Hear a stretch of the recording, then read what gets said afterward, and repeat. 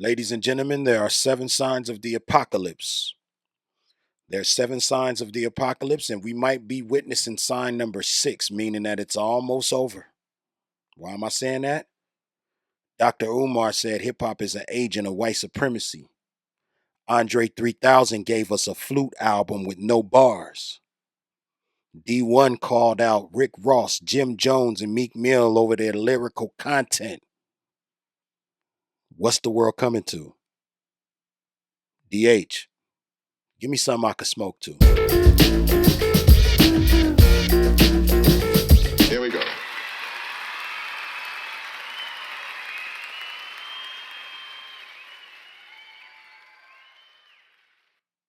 Welcome back to the show, you guys. This is episode number 2, CC Weekly, brought to you by Wtfigoh.com. Wtfigoh.com, premium eyewear. Find your perfect pair. Use the discount code CC20 so you can get a discount. Tell the truth. How many of y'all went over there to that site, man, and just took a look around? Let me know in the comments. This is the second episode. It's kind of late. It's been a lot going on. Life has been lifing. Life has been lifing in a good way too, though. You know what I'm saying? Not just all negativity, not just all perceived negativity. Yeah. So I'm a little late. I apologize. You know what I'm saying? My bad. I like to come up here and talk to y'all about this culture that we love, Snoop Dogg, Quentin Smoke. Now, when I first read that, I was like, what is Snoop Dogg up to? What the homie Snoop up to, man? I would argue that if some people didn't have the element of weed culture mixed into their brands, that it's quite possible they wouldn't be as popular as they are as artists. Because a lot of people smoke weed, and a lot of people want weed anthems that they can roll up to. Just think about that. If you removed the weed element from some of these rap artists, remove it from the songs, the pictures, the videos, the visuals, everything, you just took that part out, you would be removing a chunk of their fan base. Weed culture and hip hop culture have gone hand in hand since before the Chronic. Speaking of Chronic, some podcasters, I always say it like that because it's funny to me. We got podcasters running wild, y'all. They running wild. Podcasters talking about the Chronic album is not a classic. Who, what, when, and where? The Chronic is not a classic? Podcasters running wild. Trying to rewrite history. The Chronic is a classic. Listen, I'm tired of people. Some people just need to stop talking about what they don't know about. You know what I'm saying? Like, if I don't know about something, I won't talk about it. I'll let you know, like, yo, you know what? I have no clue about that. The Chronic was a classic album. Intro to outro. It's still a classic album. It will forever be a classic album. Stop it. Podcasters running wild.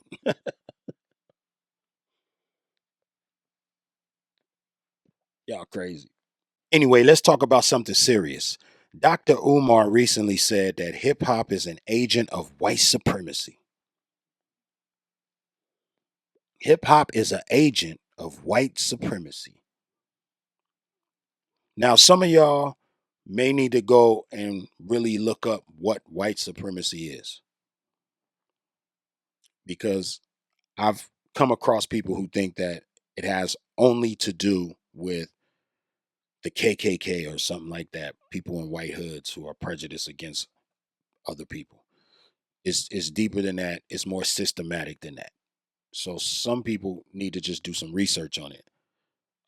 You know, we're not going to go into all that right now, but he says Dr. Umar, that hip hop is an agent of white supremacy. Now, can black people be agents of white supremacy? Hell yeah, of course. There are black white supremacists. I know some people out there like, how? No, there are black white supremacists. You know what I'm saying? Just like there's white people who fight for equality through allyship since fucking civil rights movement. You know what I'm saying? Like there are black white supremacists. So all right, I could probably phrase that better, but it is what it is. Do I agree with that? No. Do I agree with what Dr. Umar is saying? No, I don't agree with that. I don't I feel like there are many tools. Like we could point at a lot of things and say, okay, that's a tool of white supremacy. That's a tool. You know what I mean? Like we could just continue to keep pointing. But I feel like a lot of people are trying to erase the good. I feel like right now, a lot of people are trying to erase the good things that hip hop has done for the ghettos of America and worldwide. I'm focused on that part right now. I know hip hop has done good outside of the ghettos of America, but I'm just talking about the poverty stricken, the low income, the impoverished. Let's talk about them for a minute. I know good and well that hip hop has done great things for the ghettos and slums and second class, so called second class citizens of the world. Hip hop has absolutely been involved in almost every charity you can name. Y'all talking about change, right? Hip hop has been involved in every charity y'all can name. Don't erase that. You talking about change. You talking about action. You talking about getting out there. We could focus on the words. We could do that. We already talked about this the last episode. We not with the glorification over here, but actions do speak louder than words. We're not going to erase the actions of hip hop just because y'all want to have a clip that look like you chin checking hip hop. Can we do better? Absolutely. Everybody can do better. Everybody can do better. But you're not going to sit here and take the culture I love and drag it through the mud like it's 100% evil. It's not. Hip hop has created scholarships for kids in the hood to become educated. Hip hop is giving out clothing to kids who couldn't afford it and were getting bullied in their fucking schools so they could feel good about themselves, be confident, and ready to learn for the day. Hip hop is giving out backpacks, bought books. Hip hop has fed the community. Hip hop has created jobs worldwide. Ain't that what we supposed to be doing? Creating jobs, creating opportunities, giving back. You trying to tell me hip hop don't give back? That's not real. That's not the truth. Let's keep everything true, 100 and factual. Hip hop gives back in many forms. The list is very long. I'm not gonna sit here and break down the list. You guys seen it. You guys seen all the people who've given back. Y'all seen that, and they say, "Oh, they do that for tax write-offs." Let me tell you something. When I was in the hood, dirt poor, I wish somebody would have stepped through the door and gave me some opportunity as a tax write-off for themselves. I wish somebody would have came through and said, "Yo, you know what? You got a full ride to any university you pick, but it's gonna be a tax write-off." I'm with that. I'm with that. I know a lot of people dislike the rich. I know a lot of people dislike the well off. So they see anything that they do and they find a problem with it. They find a problem with anything they see rich people or well off people doing. But y'all got to start changing your perspective some. I could write a lot of shit off that has nothing to do with the hood. If I'm just trying to write things off, no, I might get a benefit from it, but that ain't why I'm doing it. Because I could go write a lot of shit off. And by the way, writing things off ain't always the wave. I don't know if y'all know that. For a lot of business moves and investments that you want to make, you got to show income, not show less of it. You can't go around writing everything off and then coming into certain investments because you're not showing enough income. So writing things off, that ain't just like something that people that got money just want to do all the time. Write this off, write that off. Yeah, there's loopholes. There's people that want to pay less taxes, but they ain't got to go give nothing to the hood to do that. They can find all kinds of write-offs. They don't got to go just to the hood. When they go to the hood, they trying to give back most of the time. Okay? And y'all erasing that.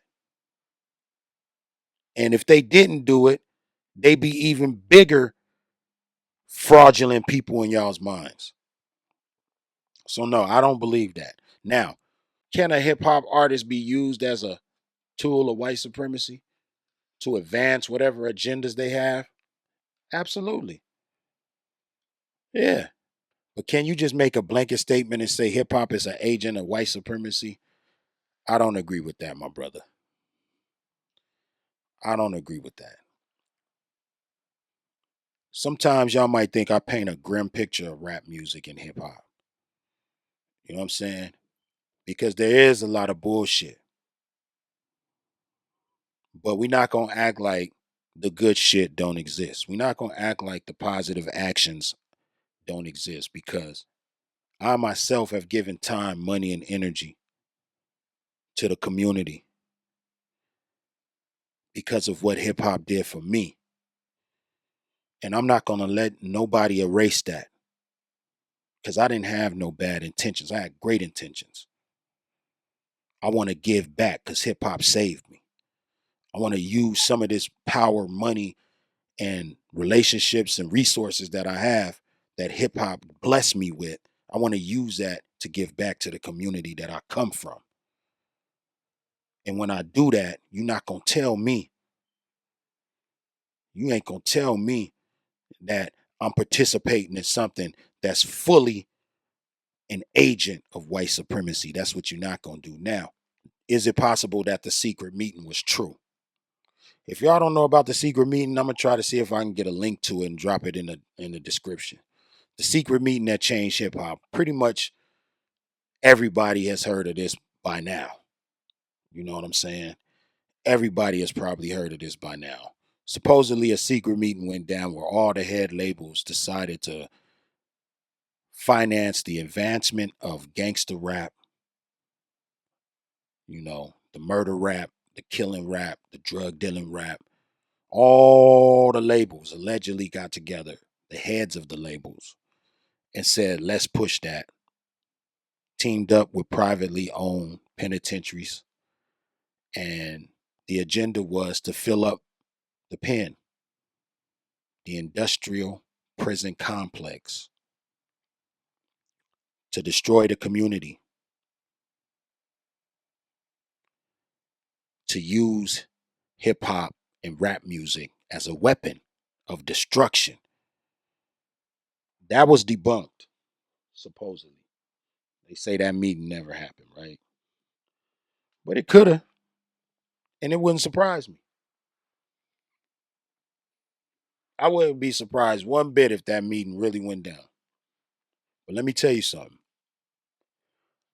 The people that's up in those offices on the top floor, they may control a lot of stuff when it comes to hip hop, but they don't control the entire culture, because we're in the culture and we're not being controlled by nobody. Right now, you're looking at me on Crook's Corner YouTube channel, and you have the power to listen to whatever you want to listen to. You have the power to support whatever artist you want to support. Are you being controlled? I don't think so. They might be pushing propaganda on you. They might be trying to control you.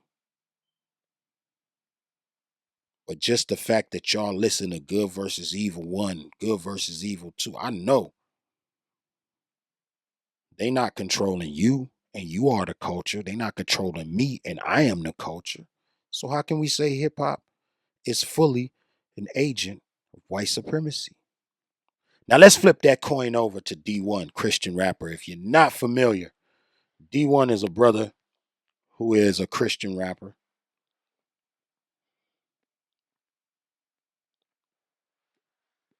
And recently he called out Meek Mill, Rick Ross, and Jim Jones. Called them out over their lyrical content and said that those brothers could do better. From everything that I watched, in a nutshell, he's basically saying, in my interpretation of what he's saying, y'all talking about killing and murdering your own kind and serving drugs to your own kind, and you're benefiting off of that. And it's time for y'all to switch that up. What side are you on? Good or evil? That's how I took it when I watched several interviews.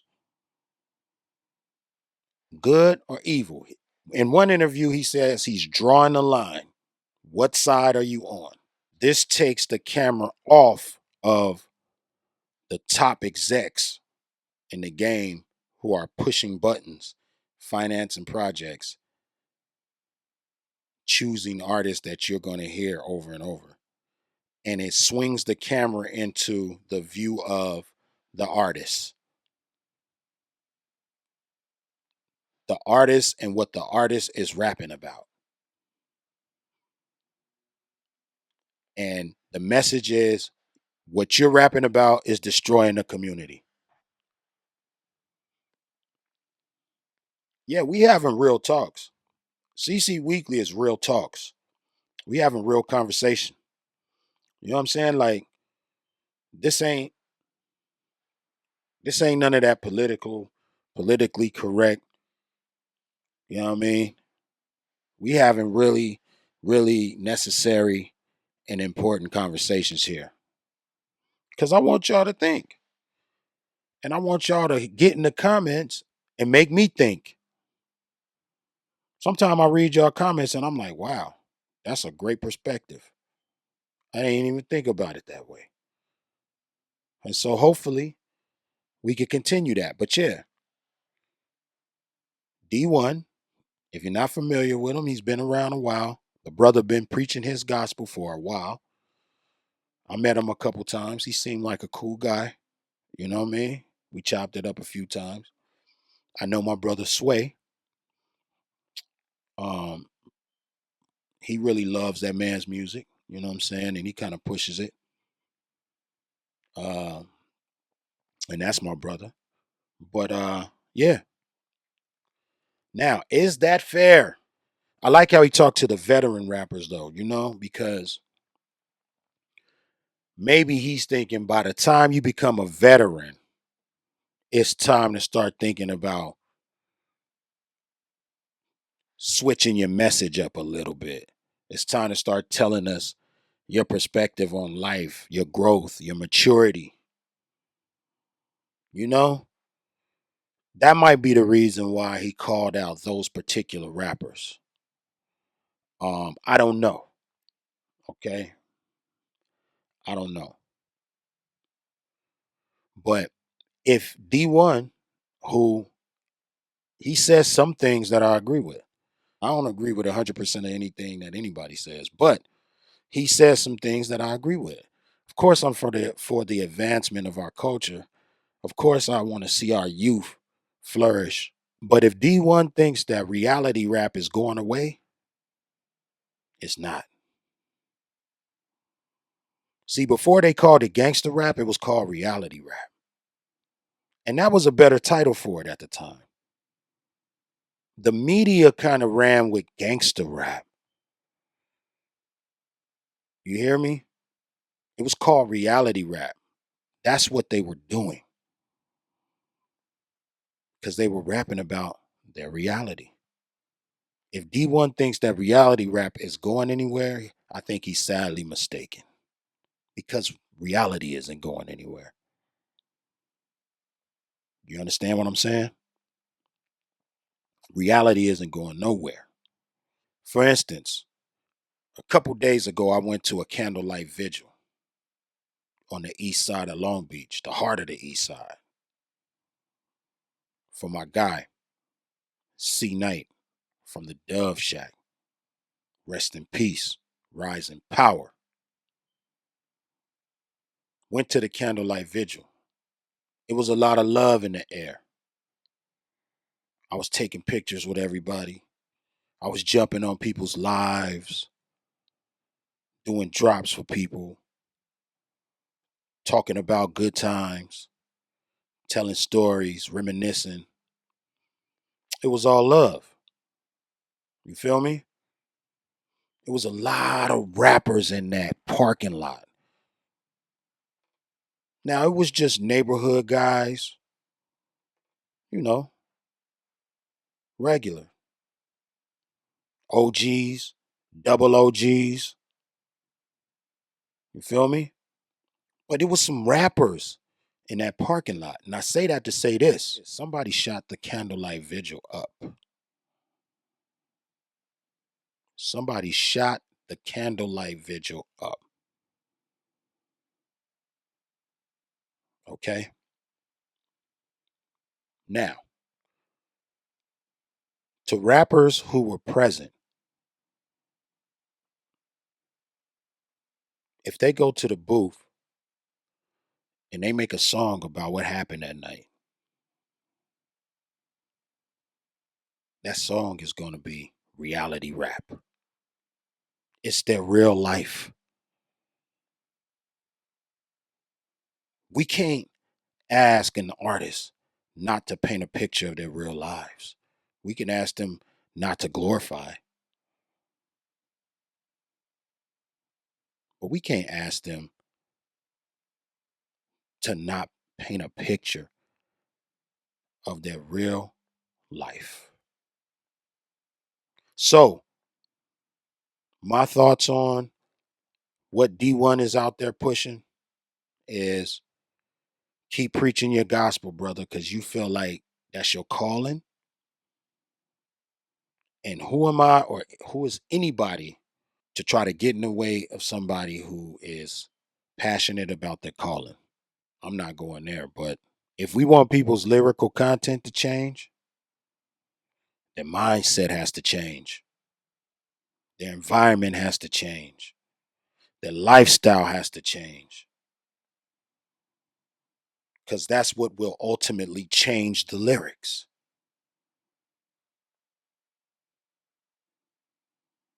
If you getting in shootouts, you're probably going to rap about shootouts.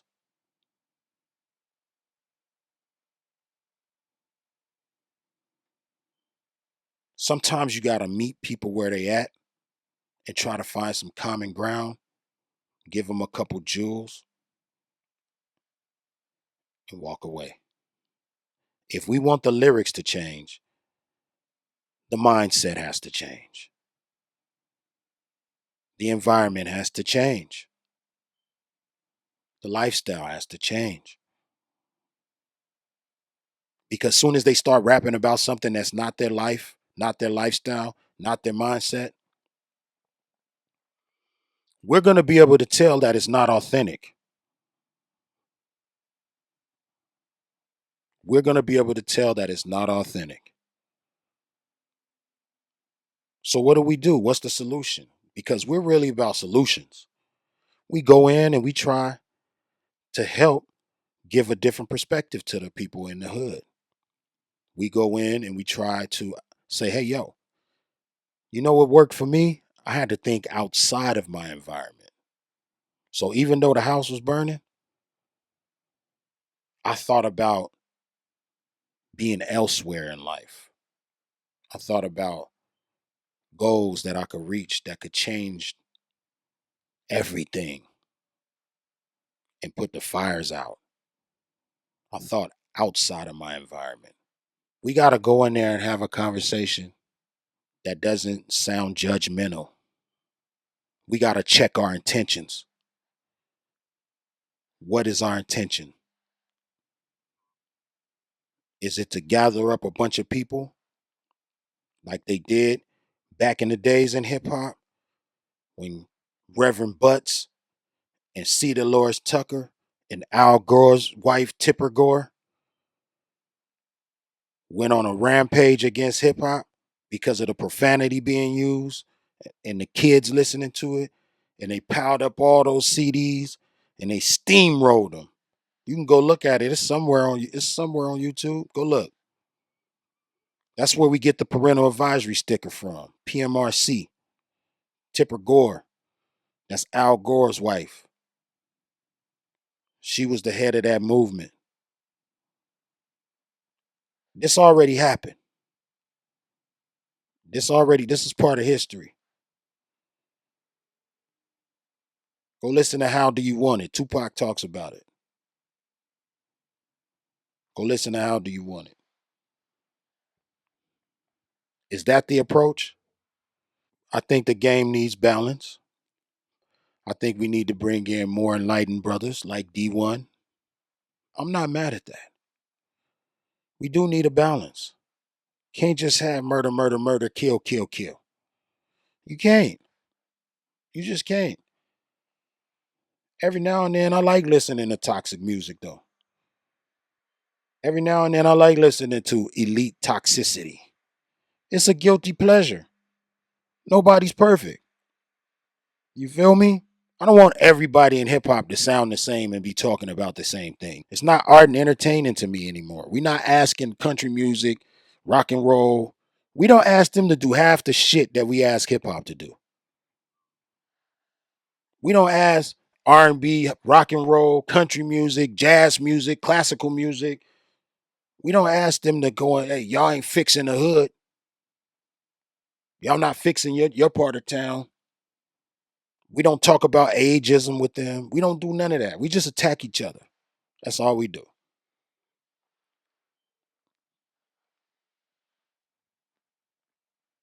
But yes, I want balance. I would love balance in the game. I would love to have chart topping conscious rappers. I would love that because I grew up to that and I seen what that does for the culture. I've seen the positivity. I've seen that energy on a mainstream level in hip hop. And I've seen that trickle down into communities and people wearing t-shirts with certain messages on them, positive messages that they heard in songs. You know what I'm saying? People wanting to go be educated. People wanting to go be educated because their favorite rapper was educated. You feel me? I've seen the effects that positive rap music can have on a community. It's great. It's great. I want to see that. By the way, this is brought to you by Wtfigoh.com. Wtfigoh.com. Find your perfect pair. You will. CC20 is the discount code. Matter of fact, I should have brought in my beach wavies. I ain't got them though. Next time I'll show them to y'all. They fresh. But yeah, I've seen the positive effects that conscious rap had on the hip hop community. And I love that. You know what I'm saying? I love that. But if we want to hear these young guys change their lyrical content, we got to go to the root of the problem. If there's a tree in the yard and I sit down with an easel and start painting what's in front of me, I'm going to paint a tree.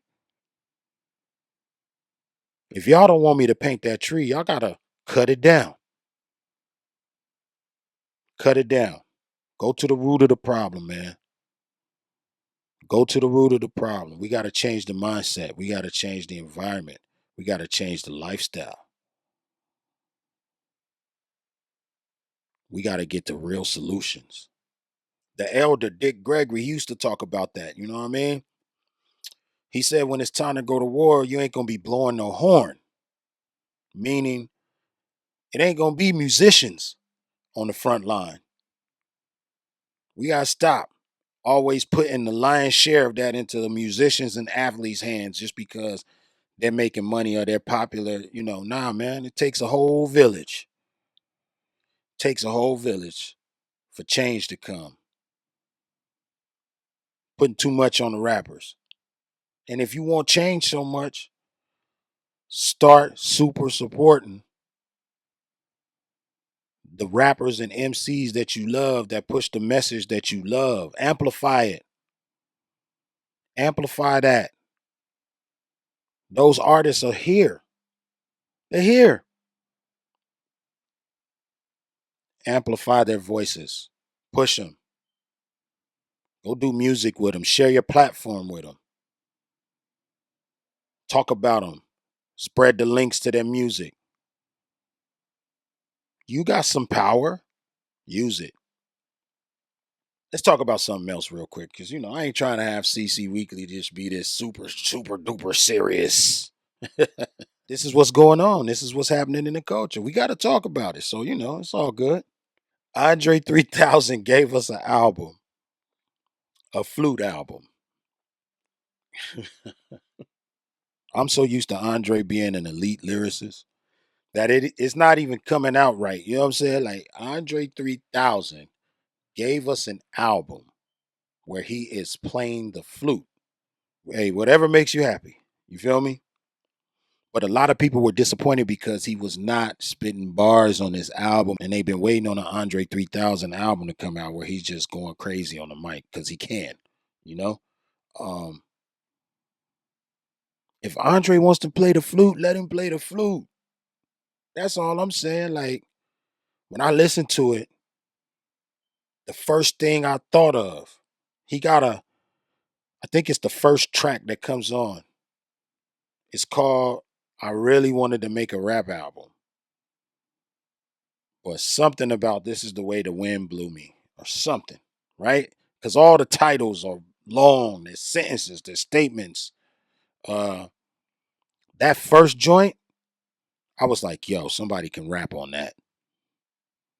One of you MCs out there, some of you lyricists out there, I was like, somebody needs to rap on that. Now, I love to hear something like that. That's pure creativity. Andre 3 on the flute, some other instrumentation by musicians that I don't know if it was him, somebody else, I don't know. But that first joint that comes on is a rap joint. Somebody can rhyme on that. You got to be creative when you do it, but I would like to hear that. I started listening to the whole album, and the first time I listened to it, it made me feel like it was a movie score. You know what I'm saying? The second time, third time, I ended up listening to it about 4 times in a row because I was doing something else and it became background music. And it no longer sounded like an Andre 3000 playing a flute album. It sounded like a musical piece of art. After about the third listen, it started sounding like, yo, no different than when I put on a jazz album. No different. And that's when I said, this is dope. This is really dope. He is expanding his horizons, taking his fans on a different journey with him. And he don't gotta rap if he don't want to. I'd rather listen to an Andre 3000 flute album than some whack rappers just rapping because, everybody's a rapper now. Nah. Sometimes you got to get in your grown zone if you grown. I was smoking a good little stick, you know what I mean? Listening to Andre 3000 while I was working on something, and it was just background music, but it was dope background music. You feel me? I'm not mad at it. I'm not mad at Andre 3000, man. Keep playing the flute if that's what you want to do, bro. You know what I'm saying? Man, what the fuck is going on in hip hop? I think I want to talk about fun rap on the next episode because I think we need to bring fun rap back. I'm not going to, don't hold me to that. But I used to love Kid and Play when Will Smith was dropping. Will Smith, too, he in the news, but, you know, I don't even want to talk about that. That's that man' personal life. Like, that don't concern me. Um, but yeah, fun rap. Remember fun rap? I think I want to talk about that soon. What else? There was a new drop, Wayne and 2 Chainz. Lil Wayne and 2 Chainz dropped something new. I'm about to go check that out. I heard about 2 songs off of that project that I kind of liked. I was like, yo, this is kind of dope. You know what I'm saying? I think they make a good duo. I think their chemistry is on point. Very entertaining. Very entertaining. You know what I mean? And one of the songs I heard, I'll get back to you with whatever the name of it was. They was on their MC real hard, real heavy. They was on their MC shit. I love that. So I'm gonna go check out the new drop from Wayne and 2 Chainz. You know what I'm saying, y'all? Let me know how y'all feeling about that. A lot of projects came out. We'll start talking about some of these projects too. I like to put light on people, man, that I really fuck with their music. You know what I'm saying? If I fuck with their music, I like to put light on them. Uh, what else? I'm transitioning into some other areas of the music business, and I will be talking to you guys about that real soon. But yeah, we're gonna talk about some fun rap. I want some upbeat. I'm gonna bring my speaker in here and bump and hope that I don't get copyright infringement letters and emails. You know what I'm saying? I probably will. I don't care though. Y'all know I'm a rebel. CC Weekly. I check y'all out next week. Remember, WalterHill.com. WalterHill.com. That is WalterHill.com. Premium eyewear. Find your perfect pair. CC20 for the discount. Feel me? Peace.